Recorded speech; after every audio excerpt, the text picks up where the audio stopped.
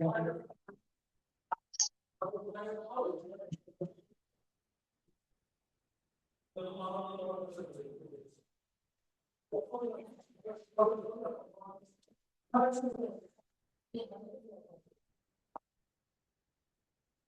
पूज्य गुरुदेव के चरणों में कोटि कोटि वंदन। आज की प्राकृत संस्कृत क्लास की शुरुआत करते हैं नवकार मंत्र से। ओम ह्रीं नमो अर्हन्ताणम्। ओम ह्रीं नमो सिद्धाणम्।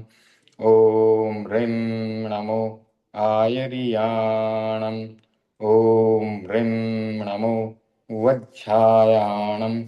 ओम ह्रीं नमो लोये सव्वसाहूणम्। ओम ह्रीं नमो अर्हन्ताणम्। ओम ह्रीं नमो सिद्धाणम्। ओम ह्रीं नमो आयर्याणम्। ओम ह्रीं नमो वज्झायाणम्। ओम ह्रीं नमो लोये सव्वसाहूणम्। ओम ह्रीं नमो अर्हन्ताणम्। ओम ह्रीं नमो सिद्धाणम्। ओम ह्रीं नमो आयर्याणम्। ओम ह्रीं नमो वज्झायाणम्। ओम ह्रीं नमो लोये सव्वसाहूणम्। ओम ह्रीं नमो अर्हन्ताणम्। ओम ह्रीं नमो सिद्धाणम्। ओम ह्रीं नमो आयर्याणम्। ओम ह्रीं नमो वज्झायाणम्। ओम ह्रीं नमो लोये सव्वसाहूणम्। ओम ह्रीं नमो अर्हन्ताणम्। ओम ह्रीं नमो सिद्धाणम्। ओम ह्रीं नमो आयर्याणम्। ओम ह्रीं नमो वज्झायाणम्। ओम ह्रीं नमो लोये सव्वसाहूणम्। ओम ह्रीं नमो अर्हन्ताणम्। ओम ह्रीं नमो सिद्धाणम्। ओम ह्रीं नमो आयर्याणम्। ओम ह्रीं नमो वज्झायाणम्। ओम ह्रीं नमो लोये सव्वसाहूणम्। ऐसो पंचनमुक्कारो सव्वपावपणासनो मंगलाणं च सव्वेशं परमं हवै मंगलम्। परमं हवै मंगलम्।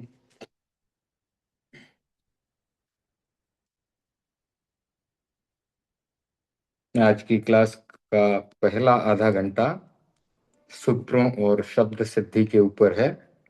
उसको हम शुरू करते हैं। सूत्रों का एक बार रिवीजन करते हैं। तो स्क्रीन शेयर कर रहा हूं मैं।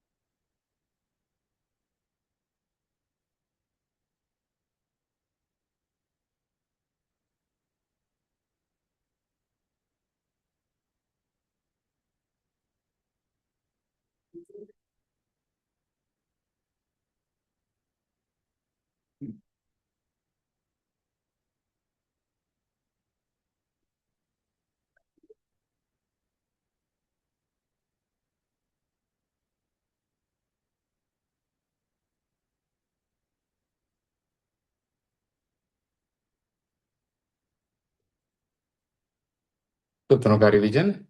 फर्स्ट सूत्र आदिर्युज्य। यदि किसी पद के आदि में य हो तो उस ये को ज हो जाता है। सेकंड वन नोणः। स्वर से परे अनादि और रस संयुक्त को न को ण होता है। थर्ड वन टू डह। स्वर से परे अनादि और रस संयुक्त ट को ड होता है। फोर्थ वन ठो ढ, स्वर से परे अनादि और असंयुक्त ठ को ढ हो जाता है। जस्ट शुरुआत की है, सूत्रों को एक बार देख लेते हैं तो ध्यान में रहेंगे। सूत्र नंबर 5, श, शोह, सह, शकार और शकार को सकार होता है। नेक्स्ट नंबर 6, पो वह, स्वर से परे अनादि और असंयुक्त प को व हो जाता है। नेक्स्ट नंबर 7, डो लह, स्वर से परे अनादि और असंयुक्त ड को ल हो जाता है।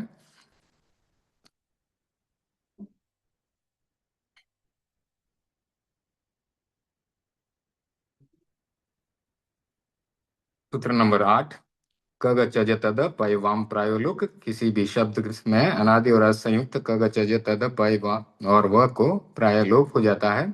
नेक्स्ट नंबर 9, ख ग थ ध भाम, स्वर से परे अनादि और असंयुक्त ख ग थ ध और भ को ह हो जाता है। नेक्स्ट वन नंबर 10, नंबर 8 और नंबर 10 में एक ही फर्क है कि नहीं, फर्क तो और ज्यादा भी हो सकते हैं। तो एक इम्पॉर्टेंट फर्क ये है, डिफरेंस ये है कि 8 नंबर का सूत्र अनादि और असंयुक्त को लगता है, 10 नंबर वाला सूत्र संयुक्त को लगता है। एक बहुत ही इम्पोर्टेंट है, और बाकी तो जो सूत्र में लिखा है उस हिसाब से डिफरेंसेस हैं। तो नंबर 10 है कग टड तद प श श स जिह्वा मूलीय क और पाम, ये उपध्मानीय पाम ऊर्ध्वम लुक। नंबर 11 है सर्वत्र लब राम वंदरे, वंदे शब्द को छोड़कर अन्य किसी संस्कृत शब्द में ल ब व और र संयुक्त और हलंत हो तो उनका लोप हो जाता है, चाहे उर्दू हो या अधो कहीं पे भी हो। नंबर 12 है अधोमनयाम, संयुक्त अवस्था में अधो में स्थित म न य का लोप हो जाता है। नंबर 13 है अनादो शेषा देशयोर द्वित्वम, अनादि में स्थित किसी संयुक्त व्यंजन का एक व्यंजन जब लुप्त होता है तब शेष जो व्यंजन रहता है तब उसे द्वित्व होता है। और द्वित्व के लिए बाकी कुछ और नियम भी मैंने बताया था, वो अगले सूत्र में आता है, वो सूत्र भी मैं बता देता हूँ।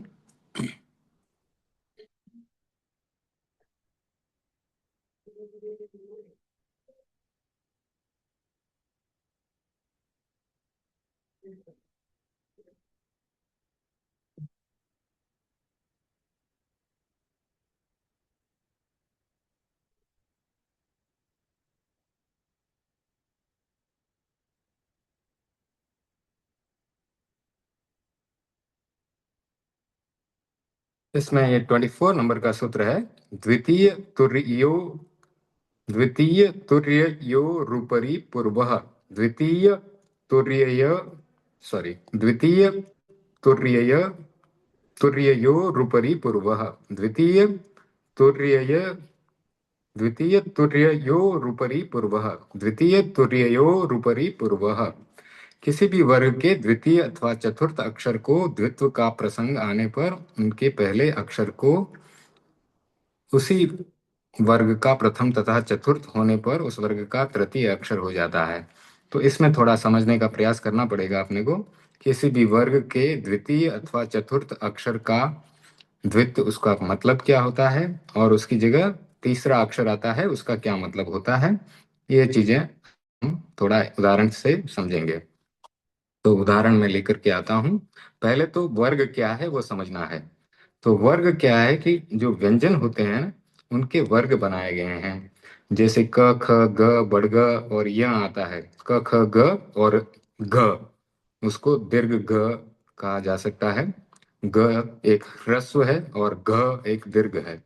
तो ऐसे उसमें ह्रस्व और दीर्घ नहीं कह सकते, एक ग है और एक घ है, वो महाप्राण है क्योंकि उसमें ह की साउंड आती है। तो एक तो साधारण ग है गधे वाला और एक घ है गड़े वाला। तो इन दोनों में फर्क है, एक साधारण ग है और एक महाप्राण घ है। तो ये दोनों में फर्क आता है। अब ये वर्ग क्या है वो उसके लिए मैं स्क्रीन लेकर के आता हूँ।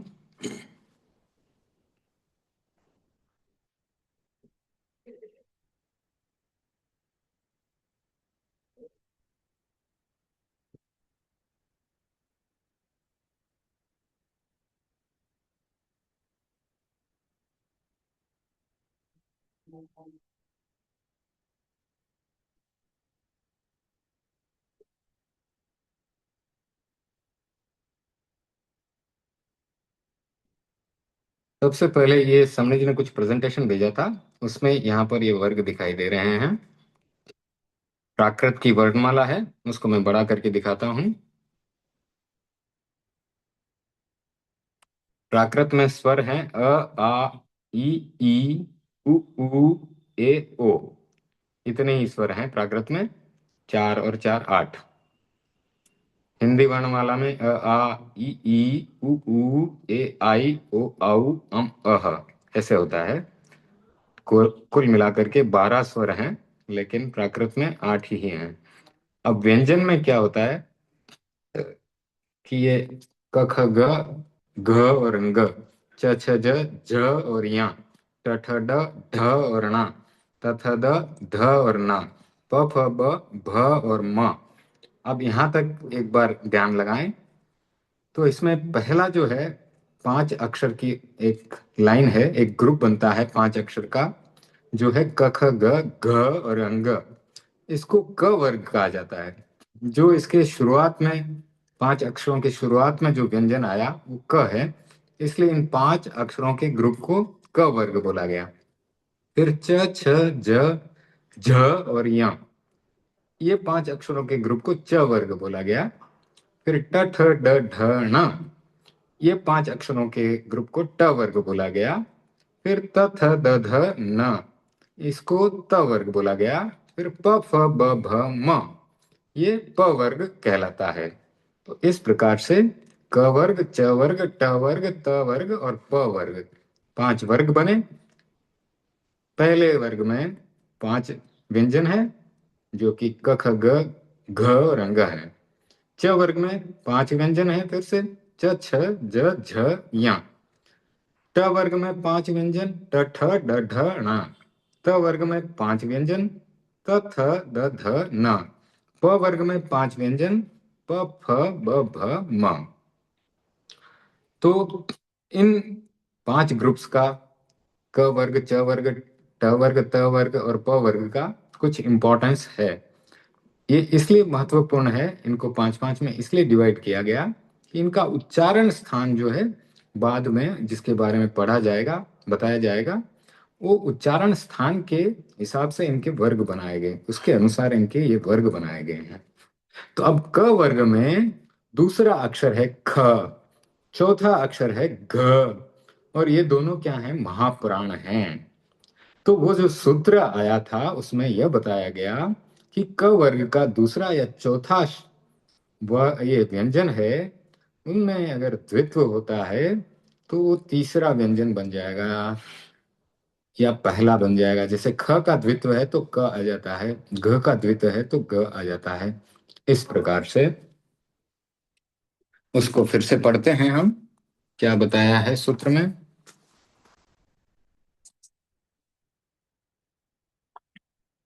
किसी भी वर्ग के सूत्र का नाम है द्वितीय तुर्ययोरुपरि पूर्वः। द्वितीय तुर्ययोरुपरि पूर्वः। द्वितीय तुर्ययोरुपरि पूर्वः। द्वितीय तुर्ययोरुपरि पूर्वः। यानी कि किसी भी वर्ग के द्वितीय अथवा चतुर्थ अक्षर को द्वित्व का प्रसंग आने पर उनके पहले अक्षर को द्वितीय होने पर उसी वर्ग का प्रथम, तथा चतुर्थ होने पर उसी वर्ग का तृतीय अक्षर हो जाता है। तो ये मैंने पहले लिख करके आपको भेजा था कि अगर लुप्त होने पर ख शेष रहेगा तो द्वित्व के समय क आएगा, घ शेष रहेगा तो द्वित्व होने पर ग आएगा। यानी जहां जहां महाप्राण बचता है वहां पर द्वित्व होने पर उसके अगले वाला अक्षर आता है। जैसे घ है घड़े वाला, तो वहां पर गधे वाला ग आ जाएगा। खरबूजे वाला ख बच गया तो केले वाला क द्वित्व में आ जाएगा। छ है तो उसकी जगह च आ जाएगा। झ है तो उसकी जगह ज आ जाएगा, जहाज वाला। झरने वाला ज बचा तो जहाज वाला ज द्वित्व में आएगा। ठठेरे वाला ठ का द्वित्व है, वो अगर बचा रहेगा तो उसमें टमाटर वाला ट आ जाएगा। ढ है तो उसकी जगह पे ड आएगा। ध है तो उसमें ड आएगा। दुग्धम जब बनाया था हमने तो दुग्ध बना था, उसमें लोप होने के बाद ध बचा था, तो वहां पर दबात वाला द हमने द्वित्व के लिए यूज किया था। अगर थ रहेगा शेष तो वहां पर एक्स्ट्रा त मिलेगा। अगर फ शेष रहेगा तो प उसमें द्वित्व में आएगा। जब पुष्पम का हम बनाएंगे तो पुप्पम बनेगा, तब हम इसके बारे में चर्चा करेंगे। भ अगर बच गया तो उसमें द्वित्व में ब आएगा। जिह्वा के लिए जिह्वा बनेगा, उस समय हम इसका उदाहरण आपको देंगे। तो ये इस प्रकार से जो है एक एक्स्ट्रा सूत्र हमने आज किया, द्वितीय तुर्ययोर उपरि पूर्वः। नियम इसके बारे में पहले मैंने लिख करके भेजा था, लेकिन सूत्र कौन सा है? ये सूत्र है 24 नंबर वाला सूत्र। तो जब हम शब्द सिद्धि करेंगे और इस प्रकार से लुप्त होने पर कोई शेष जो बचेगा वो महाप्राण होगा, तो वहां पर द्वित्व का अवसर आने पर 24 नंबर का सूत्र भी मेंशन करना पड़ेगा, लिखना पड़ेगा। वहां लिखेंगे हम द्वितीय तुर्ययोर उपरि पूर्वः से हमने द्वित्व किया और महाप्राण की जगह उसके अगले वाला अक्षर द्वित्व में प्रयोग किया। तो इस प्रकार से ये हमने आज वर्ग के बारे में भी पढ़ा और 24 नंबर सूत्र के बारे में भी पढ़ा, जहां पर हमने व्याग्रह के लिए भी एक बनाया था। और उसी प्रकार से और भी उदाहरण मैं बताता हूँ। खड्ग में भी शायद ऐसा उदाहरण आया होगा, मैं चेक करके आपको वापस उदाहरण बताता हूँ।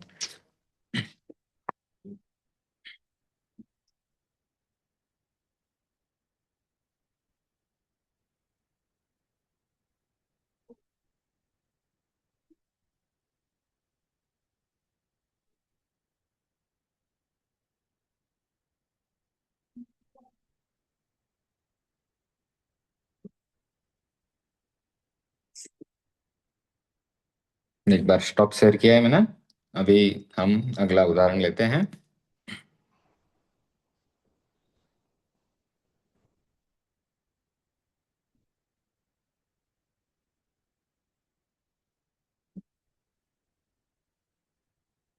पिछली बार में हमारे 4 शब्द बच गए थे, उनको ले लेता हूं मैं।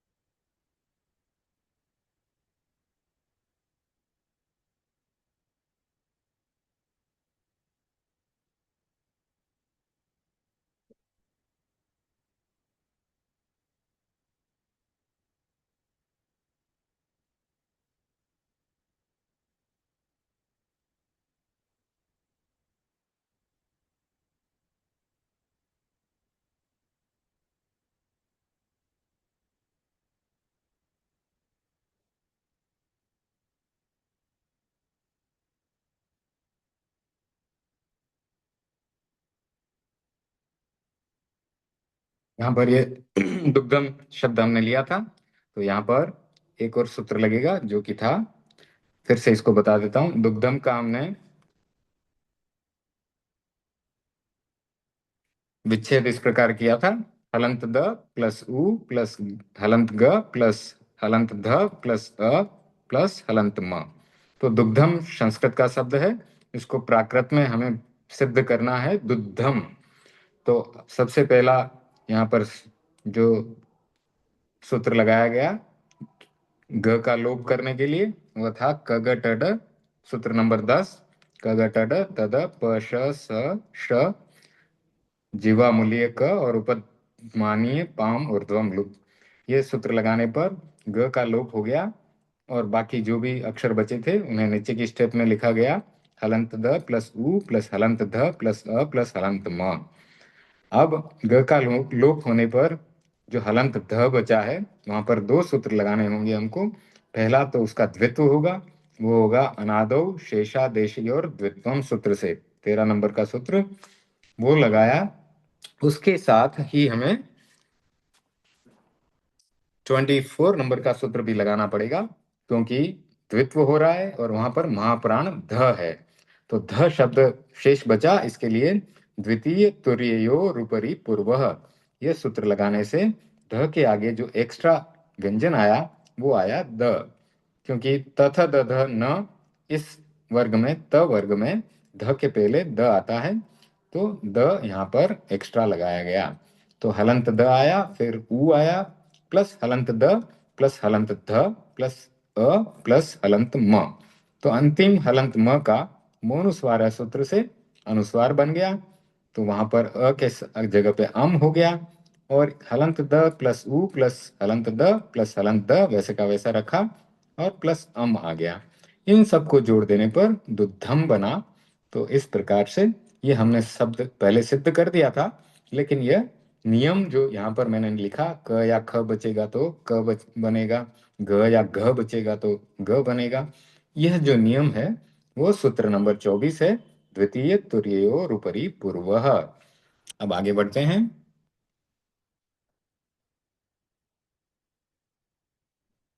यहाँ पर अर्कः है सूर्य, तो अर्कः का विच्छेद किया, अ प्लस हलंत र प्लस हलंत क प्लस अह। अब यहाँ पर लोप किसका हो रहा है? हलंत र का लोप हो रहा है। कौन सा सूत्र लगा? सर्वत्र लब राम वंद्रे। तो सर्वत्र लब राम वंद्रे सूत्र यह कहता है कि जब भी 15 शब्द को छोड़कर अन्य किसी संस्कृत शब्द में ल, ब, व और र संयुक्त हो, हलंत हो, तो उनका लोप हो जाता है, चाहे वह ऊर्ध्व में हो या अधो में। ऊर्ध्व का मतलब ऊपर, जैसे अर्कः में ऊपर लिखा गया है र को, और अगर क्र होता तो क्र में क के नीचे होता, तो कहीं पे भी र हो ऊर्ध्व या अधो में उसका लोप कर देते हैं।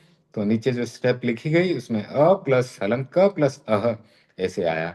अब हलंत क बचा है, तो उसका द्वित्व किया गया अनादो शेषा देशी और द्वित्वम से। तो एक और हलंत क वहां पर एक्स्ट्रा आ गया नेक्स्ट स्टेप में, अ प्लस हलंत क प्लस हलंत क प्लस अह। अब अंत में विसर्ग है, तो उसको अतः सेरडो से हमने ओ बना दिया। तो नेक्स्ट स्टेप में आ गया अ प्लस हलंत क प्लस हलंत क प्लस ओ, तो इसका बन गया अक्को। एकदम क्लियर हो गया। अब नेक्स्ट है उल्काहा। उल्काहा संस्कृत का शब्द है, उसका उक्का बनेगा। अब वह कैसे बन रहा है? उसके लिए विच्छेद कर दिया, उ प्लस हलंत ल प्लस हलंत क प्लस आहा। अब इसको सर्वत्र लब राम मंदिरे सूत्र से ल का लोप किया गया। तो नेक्स्ट स्टेप आ गया उ प्लस हलंत क प्लस आहा। फिर नेक्स्ट स्टेप में क बचा है, तो हलंत क का एक द्वित्व होगा, एक्स्ट्रा क आ जाएगा। तो लोप होने पर एक एक्स्ट्रा द्वित्व किया गया। तो नेक्स्ट स्टेप में आ गया अनादो शेषादेशी और द्वित्वम सूत्र से उ प्लस हलंत क प्लस हलंत क प्लस आहा। इस प्रकार से ये नेक्स्ट स्टेप आई। उसके बाद क्या हुआ? जब स्त्रीलिंग बहुवचन होता है तो उसका अंत का विसर्ग जो है लोप हो जाता है उसका। तो इसका सूत्र जब हम बाद में विभक्तियों और कारक आदि के बारे में पढ़ेंगे, तब उस सूत्र को यहाँ लाएंगे कि कैसे उसका विसर्ग लोप हो गया।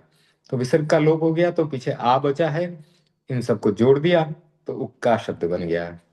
इस तरह से यह भी एक शब्द सिद्ध हो गया। फिर लग्न, तो लग्न में क्या हुआ है? हलंत ल प्लस अ प्लस हलंत ग प्लस हलंत न प्लस अह। तो इस प्रकार से अब यहाँ पर अधोमनयाम सूत्र लगेगा। अधोमनयाम से क्या होता है? अधोमनयाम से संयुक्त अवस्था में अधो में स्थित म न य का लोप हो जाता है।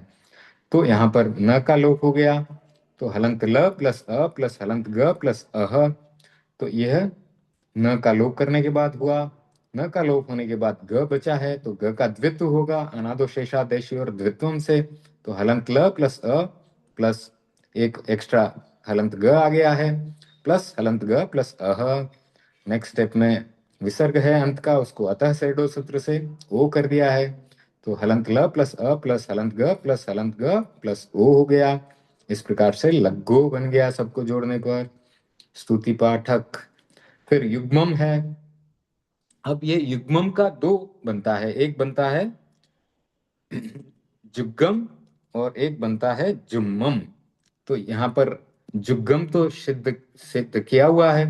उसके लिए क्या किया है हमने? हलंत य प्लस उ प्लस हलंत ग प्लस हलंत म प्लस अ प्लस हलंत म, और वहां पर आदेर्यो ज से सबसे पहले बिगिनिंग वाले य का जय बनाया है। और नेक्स्ट स्टेप में जो म है उसका लोप किया गया है अधोमनयाम से।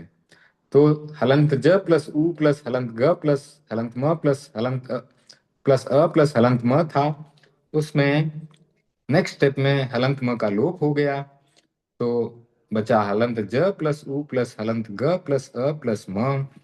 अब इसमें हलंत ज प्लस उ प्लस एक और एक्स्ट्रा हलंत ग लाया गया है, ग का द्वित्व होने से, अनादो शेषा देशयोर द्वित्वम से एक एक्स्ट्रा हलंत ग आ गया। और अंतिम हलंत म का अगले स्टेप में मोनुस्वार से यानी विसर्ग बना दिया गया, फिर सबको जोड़ा तो जुगम बना। अब जैसा मैंने लिखा है इसी प्रकार ग का लोप किया होता म की जगह, तो वहां पर जुम्मम बनता। तो क्या होगा कि फर्स्ट स्टेप और सेकंड स्टेप सेम रहेगी, हलंत ज प्लस उ प्लस हलंत ग प्लस हलंत म प्लस अ प्लस हलंत म, ये वैसे का वैसा रहेगा। लेकिन अब हमें बनाना है शब्द जुम्मम। तो जुम्मम बनाना है तो हम इस हलंत ग का लोप करेंगे। तो नेक्स्ट स्टेप में क्या होगा कि इस हलंत ग का लोप हो जाएगा और यहाँ पर हलंत ग की जगह म आएगा।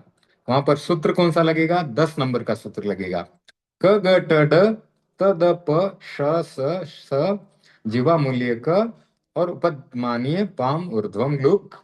उससे इस हलंत ग का लोप करेंगे तो यहाँ पर हलंत ग की जगह हलंत म आएगा, फिर हलंत म का द्वित्व होने से दो हलंत म आएंगे, जहां पर ये ग है दोनों जगह पे हलंत म आ जाएगा। तो अंत में मोनुस्वारम करके अनुस्वार बना देंगे, तो यहाँ दोनों हलंत ग की जगह पे हलंत म रहने से ये जुड़ेगा तो जुम्मम बन जाएगा। तो क्लियर है ये एकदम कैसे जुगम बना और कैसे जुम्मम बना। जुगम बनाने के लिए तो हमने लगाया अधोमनयाम सूत्र, और जुम्मम बनाने के लिए हमने लगाया सूत्र 10 नंबर का कग टड तद वाला। उसमें संयुक्त अक्षर होता है अगर ग, तो उसका लोप किया जा सकता है। बाकी स्टेप सेम रहे, एक स्टेप चेंज हुआ और जुगम की जगह जुम्मम बना। ठीक है, इस प्रकार से आज सूत्रों का और शब्द सिद्धि का समय पूरा होता है। अब एक नया चैप्टर हम पढ़ेंगे आज, बहुत ही इंटरेस्टिंग चैप्टर है, उसमें थोड़ा कारक के बारे में भी आएगा। कारक का जो है हम अगले सप्ताह में, विभक्ति और कारक का अगले सप्ताह में अच्छा डिटेल से करेंगे। आज एक चैप्टर पढ़ लेते हैं, वो चैप्टर बहुत आसान है, उसके बारे में उस चैप्टर का अर्थ करेंगे। फिर मुझे लगता है कि अगले चैप्टर में, अगले वीक में जब कारक वगैरह होगा ना, तो हमारा प्राकृत का कहानी शुरू हो जाएगा। फिर थोड़ा संस्कृत भी धीरे धीरे करेंगे और संस्कृत की कहानी तक भी पहुंचेंगे। तो अब इंटरेस्टिंग चीजें आने वाली हैं। थोड़ा व्याकरण अभी तक चल रहा था, तो व्याकरण में कभी ऐसा हो सकता है कि मुश्किल लगे, लेकिन हमने कोशिश की कि आसान तरीके से हम समझें। तो थोड़ा व्याकरण, थोड़ा पाठ, थोड़ा पाठ का अर्थ, थोड़ी कहानी, इस प्रकार से आगे हमारा क्लास का कार्यक्रम रहेगा। तो अब ये शब्द सिद्धि और सूत्रों का हम यहीं पे संपन्न करते हैं। सूत्र भी धीरे धीरे एक एक करके आगे बढ़ेंगे। 14 नंबर का सूत्र भी आसान है, र हो, यानी उसमें बताया गया कि र और ह का द्वित्व नहीं होता है, उसको हम और डिटेल में बाद में पढ़ेंगे। र और ह का जब द्वित्व नहीं होता है ना, तो विह्वल शब्द है। एक व्याकुल होने के लिए, जब व्यक्ति थोड़ा दुखी दुखी होता है या व्याकुल होता है, उसके लिए ये विह्वल सूत्र संस्कृत में आता है। विह्वल शब्द संस्कृत में आता है, उसका प्राकृत में विहलो बनता है, विहलो। तो वो बनाएंगे हम और फिर भेजेंगे। और जो आसान आसान से शब्द मैंने ग्रुप में भेजे थे, उसके बारे में भी हम बाद में चर्चा करेंगे। तो आज अपन एक पाठ ले लेते हैं, हम लोग पाठ पढ़ लेते हैं, और उसको पाठ को मैं लेके आता हूँ।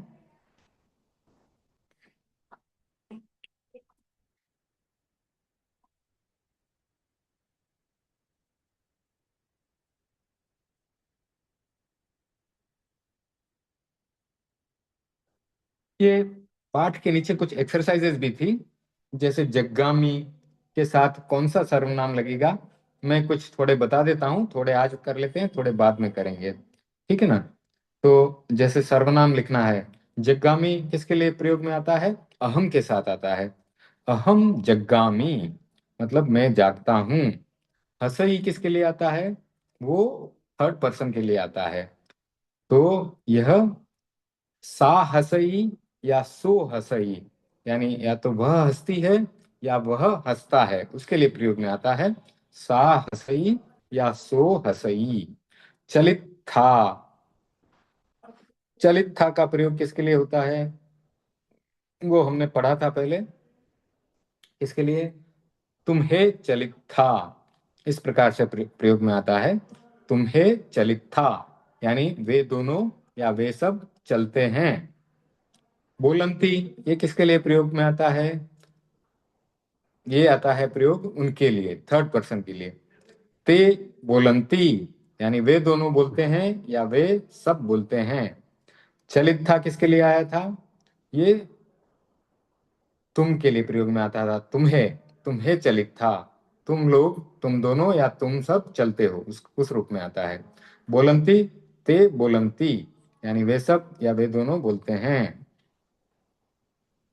सयामो, यह हम के लिए आता है, तो अम्हे सयामो इस प्रकार से प्रयोग में आता है। अम्हे यानी हम दोनों या हम सब, सयामो अम्हे सयामो। पुच्छसी, ये थर्ड पर्सन के लिए है।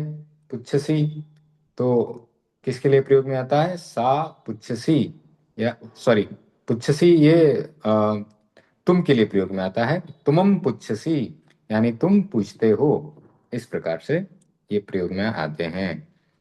तो क्रिया रूप लिखें, यहाँ पर हमको क्रिया रूप लिखना है। जैसे सा, तो सा के साथ पढ़ई बनेगा, सा पढ़ई, सा पढ़ई, वह पढ़ती है, सा पढ़ई, वह पढ़ती है। अहम जिमामी, मैं जिमता हूँ।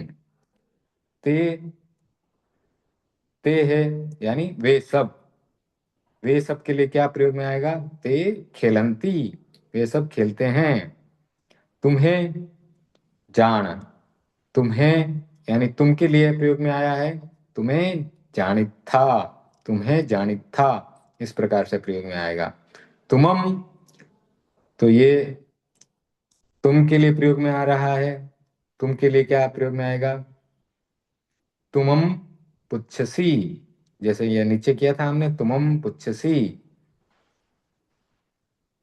अम्हे, ये हमारे लिए है, अम्हे चलामो यानी हम सब चलते हैं। तो इस तरह से हमने आज 2 एक्सरसाइज की। अभी अगला पार्ट ले लेते हैं, बाकी की एक्सरसाइज बाद में कर लेंगे। अगला पार्ट, नेक्स्ट पार्ट शेयर करता हूँ। ये मैं पूरा एक्सरसाइज लिख करके भेज दूंगा, तो आपको याद रहेगा और अगले जब भी आप रेफर कर पाएंगे आगे। अगला पार्ट हमारा भेजा था पहले, देखते हैं।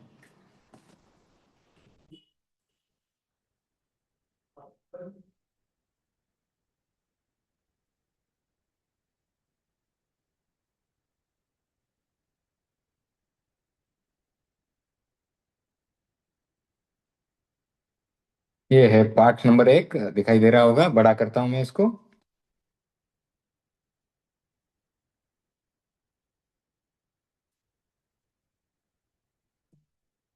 ये घर के बारे में है, हमारे घर के बारे में। तो गृह शब्द आता है, गृहम, उसके बारे में।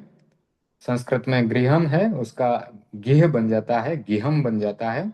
उसको भी शब्द को हम बाद में सिद्धि करेंगे। तो बहुत ही आसान पाठ है ये। कारक एवं विभक्ति का उदाहरण है, षष्ठी विभक्ति का उदाहरण है। षष्ठी विभक्ति संबंध और का के की, उस प्रकार से ये प्रयोग में आती है। जैसे ये पुस्तक किसकी है, ये पुस्तक राम की है, इस प्रकार का जब प्रयोग आता है। यह घर किसका है, यह घर लक्ष्मण का है। तो जहाँ काके की इस प्रकार का संबंध आता है, किसकी है ये वस्तु, किसका है ये घर, उस रूप में ये प्रयोग में आता है। तो बहुत ही आसान आसान सेंटेंस इसमें है, वाक्य हैं। तम मज्ज गिहम अत्थी, तम वह, मज्ज मेरा, गिहम घर, अत्थी यानी है। तो एकदम आसान इसका वाक्य बना है। तम मज्ज गिहम अत्थी, तम यानी वह, मज्ज यानी मेरा, गिहम यानी घर, अत्थी यानी है। ठीक है, आगे। इमम तुज्ज गिहम अत्थी, इमम यानी यह, तुज्ज यानी तुम्हारा, गिहम यानी घर, अत्थी यानी है।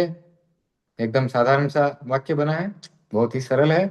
इमम तुज्ज गिहम अत्थि, यह तुम्हारा घर है। तस् गिहम तत्थ अत्थि, तो पहले हमने किसका प्रयोग किया, तम का प्रयोग किया, फिर इमम का प्रयोग किया। तम के साथ मज्ज यानी मेरा आया, इमम के साथ तुज यानी तेरा आया। अब यहाँ पर तस् का प्रयोग हुआ। ये सब सर्वनाम के रूप हैं। मज्ज सर्वनाम का रूप है, तुज सर्वनाम का रूप है, और तस् वह भी सर्वनाम का रूप है। तस् यानी उसका, गिहम यानी घर, तथ यानी वहां, अत्थि यानी है। तो हमने अव्यय का भी प्रयोग किया, अथ तथ, अथ यानी यहाँ, तथ यानी वहां, इस प्रकार से तथ वहां। ता गिहम अथ ण अत्थि, ता, ता स्त्रीलिंग का प्रयोग है। ता यानी उसका, गिहम यानी घर, अथ यानी यहाँ, ण अत्थि, ण का प्रयोग नकारात्मक है, न यानी नहीं, अत्थि यानी है। ता गिहम अथ ण अत्थि, यानी उस लड़की या महिला का घर यहाँ नहीं है। तो अथ आपको जैसा बताया अव्यय है, तो अथ बदलता नहीं है, लेकिन ता सर्वनाम है, उसके रूप चलते हैं। गिहम घर है, इसके भी रूप चलते हैं। अथ अव्यय है, ये परिवर्तन नहीं होता है और इसके रूप नहीं होते। अत्थि क्रिया है, इसके भी रूप बदलते हैं। इमस गिहम कथ अत्थि, इनका ग्रह, कथ यानी कहाँ, अत्थि यानी है। अब वाक्य का प्रश्नवाचक बन गया है। इमस गिहम कथ अत्थि, इनका घर कहाँ है। तो प्रश्नवाचक कैसे बनता है, यह आपको यहाँ पर बताया गया है कि इमस गिहम कथ अत्थि, कथ प्रश्नवाचक के लिए आता है, अथ यहाँ के लिए आता है, तथ वहां के लिए आता है। तो आप देखिए किस प्रकार से रूप परिवर्तन होते हैं शब्दों के। तो इमस इन सब का, गिहम घर, कथ कहाँ, अत्थि है। इमस बहुवचन का प्रयोग हुआ, सॉरी इमस बहुवचन का नहीं होगा, एक मिनट है चेक कर लेते हैं।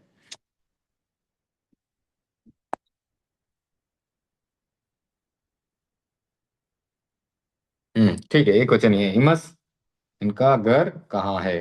कस गिहम दूरम अत्थि, कस यानी किसका, गिहम यानी घर, दूरम यानी दूर, अत्थि यानी है। काफी कुछ शब्द अपने हिंदी से मिलते हुए हैं। दूरम यानी दूर, तो पढ़ते समय अपन कॉमन सेंस से भी कई बार अर्थ निकाल सकते हैं। कस गिहम दूरम अत्थि, किसका घर दूर है। तो सब बहुत आसान आसान शब्द हैं, और एक वचन का प्रयोग हो रहा है सब जगह पे। गिहस यानी घर का, गिहस ये षष्ठी विभक्ति संबंध काकेकी के रूप में आ गया। किसका, गिहस, सॉरी गिहस यानी घर का, सामी यानी स्वामी, मज्ज जणो अत्थि, गिहस स्वामी। स्वामी का आप देखें, स्वामी में जब संस्कृत से प्राकृत बना है तो स्वामी का सामी हो गया, यानी वह का लोभ हो गया। ये किस सूत्र से हुआ होगा, आप सोच सकते हैं। सर्वत्र लब राम वंद्रे, सर्वत्र सर्वत्र लब राम वंद्रे क्या कहता है, वंद्रे शब्द को छोड़कर अन्य किसी संस्कृत शब्द में ल ब व और र संयुक्त हो और हलंत हो तो उनका लोप हो जाता है। ऊर्ध्व या अधो कहीं पे भी स्थित हो। यहाँ पर क्या संयुक्त था, स और व संयुक्त था, स्वामी बनना। हलंत स था, फिर हलंत व था, फिर हलंत, फिर आ, और फिर हलंत म और ई अंत में। तो स्वामी शब्द होने से वह जो था उसका लोप हो गया और स्वामी का सामी हो गया। तो देखिए सूत्र अगर हमें याद हो तो बड़ी आसानी से हम पता कर सकते हैं कि ये सामी कैसे बना, स्वामी से सामी कैसे संस्कृत से प्राकृत रूप बन गया। तो गिहस सामी मज्ज जणो अथी, यानी घर का स्वामी मेरा, मज्ज यानी मेरा, ये सर्वनाम का रूप यहाँ पर चल रहा है। सर्वनाम का रूप बदलता है तो अहम जब होता है तो वह प्रथमा विभक्ति में होता है, लेकिन जब उसकी षष्ठी विभक्ति संबोधन कारक आता है तो उसका मज्ज बन जाता है। तो विभक्ति और कारकों के बारे में थोड़ा सा अध्ययन हम अगली क्लासेस में करेंगे। यहाँ पर सिर्फ सिर्फ आपको ये पाठ पढ़ा रहा हूँ, उसमें क्या क्या शब्द आ रहे हैं, किस किस विभक्ति के आ रहे हैं, वो थोड़ा सा मैं आपको एक्सप्लेन कर रहा हूँ। फिर हम डिटेल में जाएंगे, तब विभक्ति और उसका क्या प्रयोग कैसे होता है और उसमें कौन कौन से कारक वाक्य में लगते हैं उसके बारे में बताएंगे। तो अब ये मज्ज शब्द जो है जनो यानी पिता, उसके साथ संबंध जोड़ने के लिए कि ये मेरा पिता है, तो यहाँ पर विभक्ति उसकी षष्ठी हुई, तो अहम जो शब्द था उसका रूप, सर्वनाम का रूप यहाँ पर षष्ठी विभक्ति में मज्ज बन गया। जो गिहम था उसका गिहस बना, वो भी षष्ठी विभक्ति का प्रयोग है। तो घर का, क्योंकि का आया ना, तो घर का आने से षष्ठी विभक्ति हुई और षष्ठी विभक्ति होने से वो शब्द बन गया गिहस। स्वामी था उसका सामी प्राकृत में हुआ और अहम का रूप ही मज्ज बन गया। मज्ज यानी मेरा, जनो यानी पिता। जनो किससे बना है? यह बना है जनकः। जनकः आपको पता है पिता के लिए हम प्रयोग में लाते हैं संस्कृत में, तो वहां पर सबसे पहले नोणः सूत्र लगा तो न का न बन गया। जन ओ, तो वहां पर जो क था अंत में हलंत क का लोप हो गया, तो वहां पर सिर्फ अ बचा, अह विसर्ग है, तो विसर्ग को अतः शेरडो से हमने ओ बना दिया, तो जन ओ रूप बन गया। इसको भी मैं आप कहेंगे तो लिख करके भेज दूंगा, पर आपको ध्यान में रहे कि किस प्रकार से स्वामी का सामी बना और जनकः का जनओ बन गया। अब अत्थि तो आसान है, अत्थि का मतलब है, तो इस प्रकार से हमने डिटेल में इस वाक्य की चर्चा की। तो फिर से पढ़ते हैं, गिहस सामी मज्ज जणो अत्थि। एक एक शब्द क्लियर हो जाए माइंड में। गिहस घर का, स्वामी का सामी बना यानी मालिक, घर का मालिक कौन है? मज्ज जणो मेरे पिता, अत्थि यानी है, तो मेरे पिता के बीच में संबंध है, इसलिए मज्ज का षष्ठी विभक्ति रूप, जो अहम का षष्ठी विभक्ति रूप है वो मज्ज यहाँ पर आया, और मज्ज जणो मेरे पिता अत्थि यानी है। तो संबंध का जहां प्रयोग होता है षष्ठी विभक्ति आती है और इस प्रकार से वाक्य बनते हैं, गिहस सामी मज्ज जणो अत्थि। आगे बढ़ते हैं, मज्ज जननी तथ वसई। अब जननी आप सोच सकते हैं कि संस्कृत में क्या होगा शब्द? जननी। जननी माता के लिए, जो जन्म देती है, जन्म देने वाली है, वह जननी। जननी जन्म भूमिश्च स्वर्गादपि गरीयसी, तो जननी और जन्म भूमि के लिए बताया गया, जननी जन्म भूमिश्च स्वर्गादपि गरीयसी, यानी जननी यानी माता और जन्मभूमि जो मातृभूमि है, जैसे हमारी मातृभूमि ये भारत देश, तो जननी और जन्मभूमि है, स्वर्ग से भी ज्यादा गरियसी यानी गरिष्ठ, अच्छी लगती है। मिठाइयाँ कैसे गरिष्ठ होती है और मीठी लगती हैं, अच्छी लगती हैं, उस प्रकार से जननी जन्मभूमिश्च स्वर्गादपि गरियसी, ये संस्कृत का वाक्य है। जननी यानी माता और जन्मभूमि मातृभूमि स्वर्ग से भी हमें अच्छी लगती है। जब हम बाहर घूम करके अपने घर में आते हैं तो कितना आनंद आता है, संतोष मिलता है कि चलो घर पहुंच गए। तो इस वाक्य का अर्थ करते हैं, मज्ज जननी तथ वसई। मज्ज यानी मेरी, जननी यानी माता, तथ यानी वहां, वसई यानी रहती है। जननी कैसे बना? जननी से बना, तो वहां पर सूत्र क्या लगा? नोणः। नोणः सूत्र दो बार लगा। न का जननी में से पहले न का अणा बना, दूसरे न का भी अणा बना, फिर वापस सब शब्दों को जोड़ दिया तो जननी बन गया। तो जननी से जननी इस प्रकार बनता है। तो इस प्रकार से आप शब्द सिद्धि पढ़ते पढ़ते भी कर सकते हैं, चलते फिरते भी कोई शब्द ध्यान में आता है तो कर सकते हैं। मज्ज जननी, तथ वसई मेरी माता वहां रहती है। तो मज्ज शब्द जो है वह कैसे आया? षष्ठी विभक्ति के प्रयोग से मज्ज बन गया। ठीक है, मज्ज जननी तथ वसई मेरी माता वहां रहती है। आगे बढ़ते हैं। मज्ज वहिणी तथ पढ़ई, यानी वहिणी किसके लिए प्रयोग में आता है? बहन के लिए।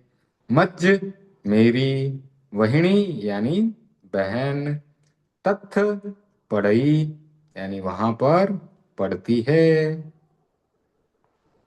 मज्ज वहिणी तथ पढ़ई मेरी बहन वहां पर पढ़ती है। ठीक है, पढ़ई संस्कृत के पढ़ती से बनता है, क्योंकि अंतिम त जो था उसका लोप हो गया, तो पढ़ती की जगह पढ़ई बन गया। ठीक है, आगे बढ़ते हैं। मज्ज भैरो तुज मित्तम अत्थि। अब देखिए क्या वाक्य बना है। मज्ज यानी मेरा, भाईरो यानी भाई, तुज यानी तुम्हारा, मित्तम यानी मित्र, अत्थि यानी है। तो संस्कृत में जो मित्रम होता है उसका मित्तम बनता है। कैसे बनता है? आगे उसका सूत्र आएगा, उस सूत्र का हम प्रयोग करेंगे, तब समझेंगे कि कैसे मित्रम से मित्तम बना। तो मज्ज भाईरो तुज मित्तम अत्थि, मेरा भाई तुम्हारा मित्र है। अहम तस् उत्थम णेमि, तो अहम यानी मैं, तस् यानी उसका, तो यहाँ पर भी षष्ठी विभक्ति का प्रयोग आया है। अहम तस् पुत्थम णेमि। पुत्थम किसके लिए बना है? पुस्तक के लिए बना है। तो पुस्तक का प्राकृत रूप पुत्थम बना। ये कैसे बनेगा वो भी आगे सूत्र आएगा, उसमें बताएंगे। णेमि यानी लाता हूं, लाने के लिए णेमि शब्द का प्रयोग होता है। ये क्रिया है। अहम तस् पुत्थम णेमि, मैं उसकी पुस्तक लाता हूं। ठीक है, आगे बढ़ते हैं। कहीं पे भी कोई डाउट है तो मुझे रोक करके पूछ सकते हैं। अब ये तो घर के बारे में बात हो गई। अब उपवन, क्योंकि यहाँ पर लिखा है गिह उपवनम। गिह घर के लिए, उपवनम उपवन के लिए। उपवनम उसका उपवनम बन गया। क्यों बना? प का व बन गया। कौन सा सूत्र लगा? पो वह, तो उपवन से उपवन बन गया। पो वह सूत्र से प का व बन जाता है। आसान है। सो थोड़ा थोड़ा प्रयास हमने सूत्रों को याद करने में करना है, बाकी पढ़ते पढ़ते हम अर्थ निकाल सकते हैं। इमम अम्हान उपवनम अत्थि। इमम यानी यह, अम्हान यानी हमारा, उपवनम यानी उपवन, अत्थि यानी है। अम्हान, अम्हे का जो बहुवचन रूप बनता है वह अम्हान बनता है षष्ठी विभक्ति में। ठीक है, अम्हे था प्रथमा विभक्ति में, जब वो कर्ता होता है तो अम्हे लगता है। षष्ठी विभक्ति संबोधन के रूप, सॉरी, षष्ठी विभक्ति संबंध के रूप में प्रयोग करते हैं तो उसी का अम्हान बन जाता है। सर्वनाम है, अम्हान रूप बना, वो हमारे लिए बना। इमम यानी यह, अम्हान यानी हमारा, उपवनम यानी उपवन, अत्थि यानी है। इमम अम्हान उपवनम अत्थि, यह हमारा उपवन है। अब तुमम का जो रूप बहुवचन में तुम्हान बन गया। इमम अम्हान उपवनम अत्थि तुम्हान। मित्तानि अथ खेलंती, तुम्हान यानी तुम्हारे, मित्तानि यानी मित्र, अथ यानी यहाँ, खेलंती यानी खेलते हैं। अब आप देखिए, खेलती एक वचन के लिए प्रयोग में आता है, खेलंती बहुवचन के लिए प्रयोग में आता है। इसलिए तुमाण, मित्ताणी, अत्थम, सॉरी अत्थ, खेलंती, तुम्हाण यानी तुम्हारे, मित्ताणी यानी मित्र, ये भी बहुवचन का प्रयोग आया है।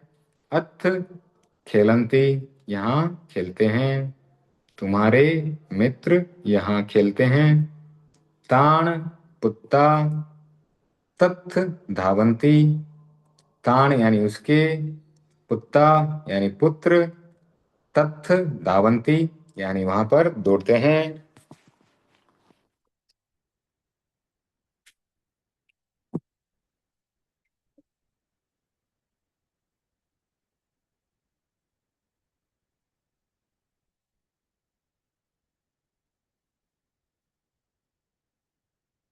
आगे पढ़ते हैं।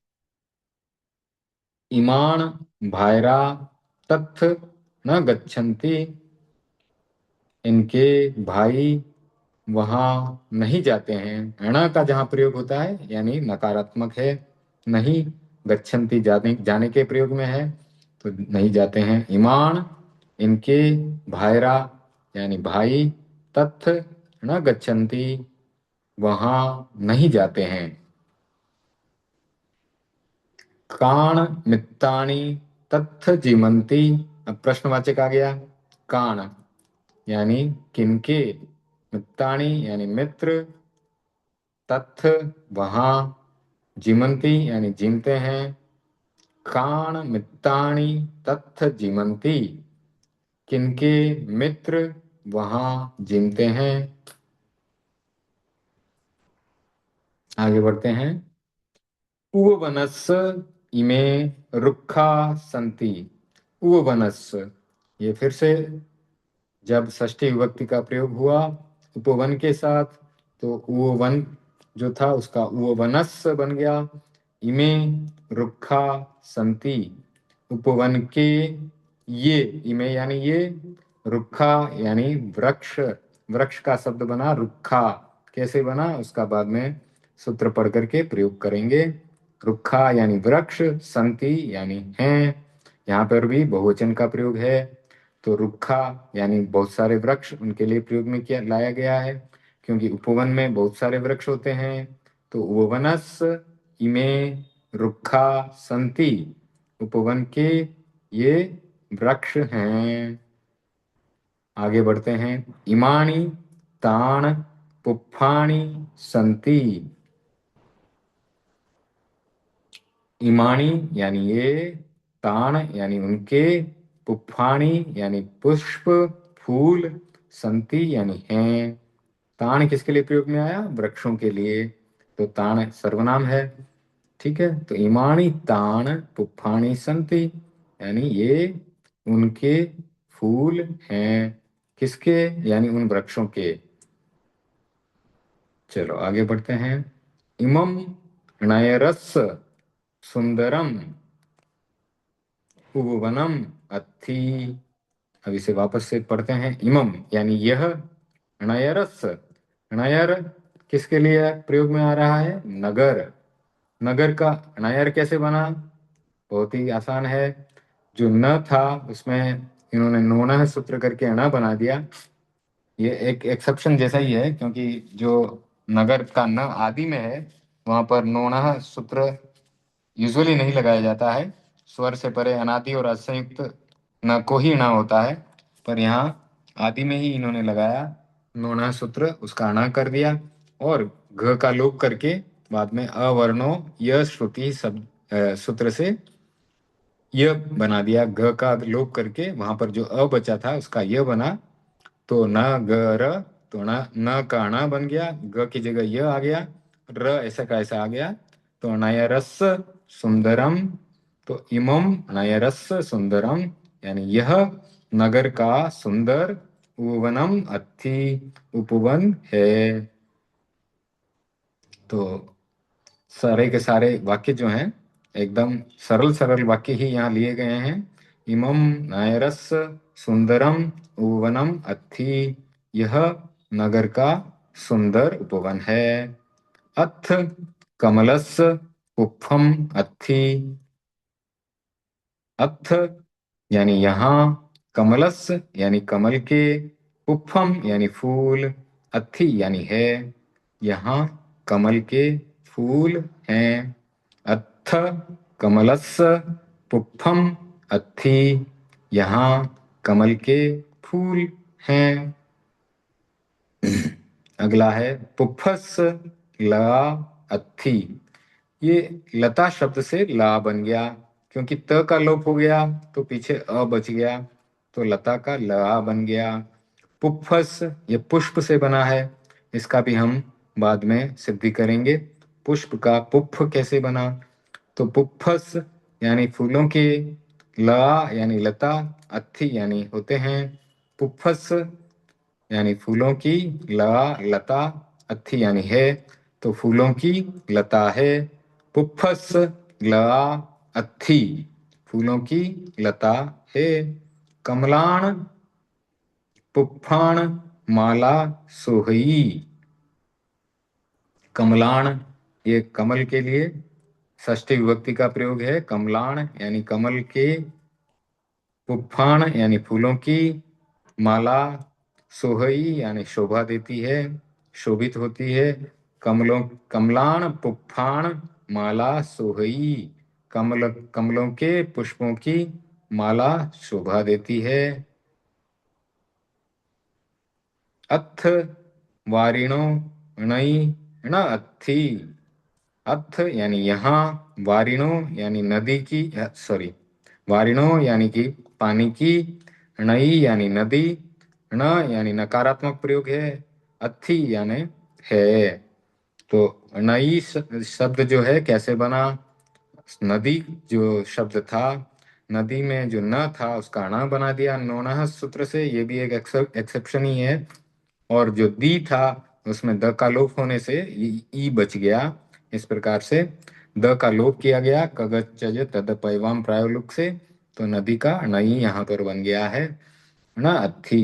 अथ वारिणो नई न अत्थि। वारिणो पानी का षष्ठी विभक्ति लगा करके वारिणो बना है, वारी से वारिणो बनता है।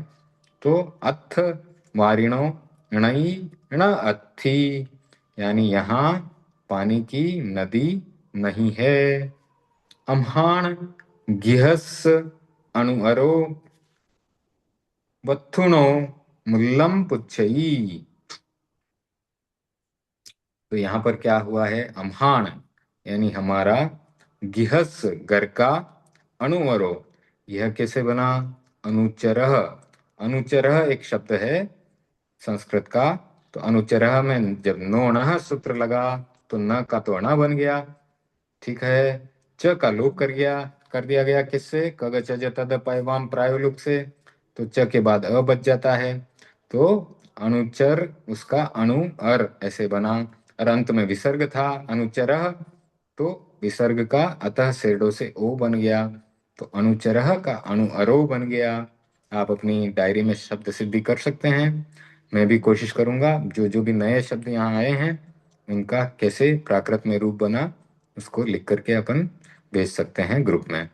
अम्हान गिहस अणुअरो वत्थुनो मुल्लम पुच्छई। वत्थुनो यानी वस्तु का, तो जो वस्तु शब्द है उसका वत्थु बना है, उसका भी सूत्र आएगा बाद में बताया जाएगा। वस्तु का वत्थुनो कैसे बना, षष्ठी विभक्ति का प्रयोग किया गया। तो वस्तु का मूल्यम, जब मूल्यम शब्द आता है तो मूल्यम का मूल्यम बन जाता है, उसका भी हम आसानी से संस्कृत से प्राकृत बना सकते हैं, क्योंकि मूल्यम में ल और य संयुक्त था, तो अधोमनयाम से य का लोप कर दिया और बाद में जो ल बचा उसका द्वित्व हो गया, तो मूल्यम बन गया। मुल्लम पुच्छई, तो पूरा वापस पढ़ते हैं। अम्हान गियस अणुअरो वत्थुनो मुल्लम पुच्छई। तो क्या उसका हिंदी में अर्थ करेंगे, अम्हान यानी हमारे, गिहस यानी घर का, अणुअरो यानी अनुचर, वत्थुनो वस्तु का, मुल्लम मूल्य, पुच्छई यानी पूछता है, एक वचन का प्रयोग है। हमारे घर का अनुचर नौकर वस्तु का मूल्य पूछता है, क्लियर हो गया होगा। तस् वत्थुन आवणो अत्थि। तस्, तस् यानी उसकी, वत्थुन यानी वस्तुओं की, आवणो यानी दुकान, अत्थि यानी है। पाठ कंप्लीट हो गया। एक डाउट है। हाँ जी, पूछिए। ये कहीं कहीं पे संति क्यों लगा है की जगह, जैसे अत्थी लग रहा था ना है की जगह, वहां पे हम्म, संति कैसे आया? बहुवचन का रूप बनता है। अच्छा, जहाँ बहुवचन है वहां संति होगा। करेक्ट, एकदम सही। ठीक है। ठीक। जी।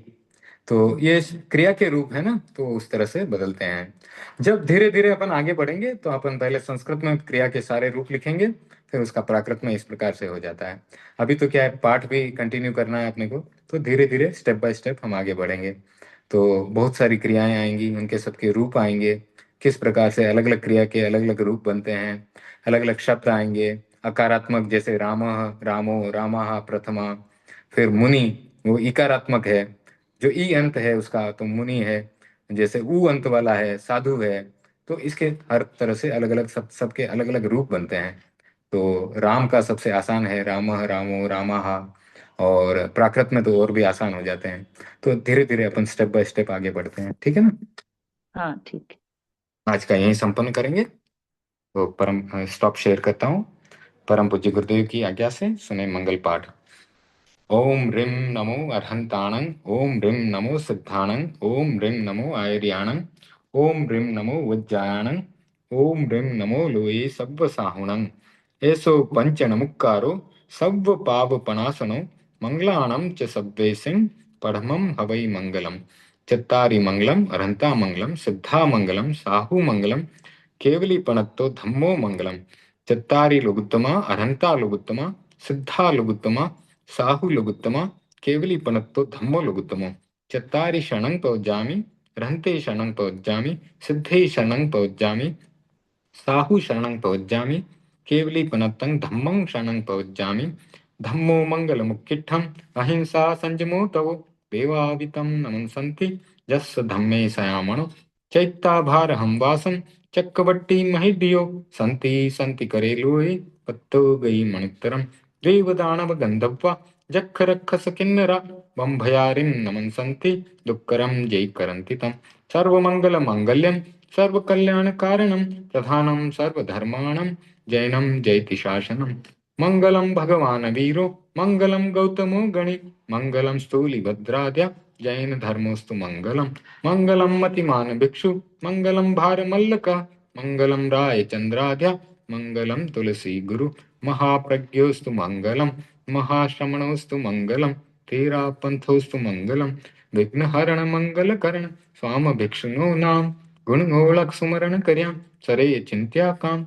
विघ्न हरण मंगल करण स्वाम भिक्षुनो नाम, गुण गोलक सुमरण कर्याम सरे चिंत्या काम। विघ्न हरण मंगल करण स्वाम भिक्षुनो नाम, गुण गोलक सुमरण किया सरे चिंत्या काम, सरे चिंत्या काम, सरे चिंत्या काम। अंगूठे अमृत बसे लब्धि तना भंडार, श्री गुरु गौतम सुमरिये मनवांछित फलदातार, मनवांछित फलदातार। उषगहरम पासम पासम वंदामिकम गणमुखम, विषहर विष निन्नासं मंगल कल्याण आवासं। विषहर फुल्लिंग मंतम कंठे धारे जे श्यामणु, तस् घरो गमारी दुट्ठ जरा जंती उसामम। चिट्ठव दूरे मंतो तुज्ज प्रणामो भी बहुफलो होई, नर तिरिये सुविजीवा पावंति न दुख दोहकम। तुह सम्मत्ते लत्थे चिंतामणि कप्प पाय वप्पहिये, पावन्ति अविज्ञानम जीवा ऐरामरम ठाणम। इह संथुओ महायश भक्ति भर निभरेण हियेण, ता देव दिज्य बोहिं भवे भवे पास जणचंद, भवे भवे पास जणचंद। Om Arham. Thank you for joining today. Jai Jinendra. कल यही टाइम पर, सेम टाइम पर वापस क्लास होगी। ओके, जय जिनेन्द्र, थैंक यू।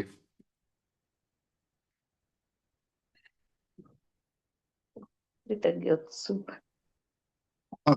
धन्यवाद, हम सब गुरुदेव के प्रति आभारी हैं। जय जिनेन्द्र।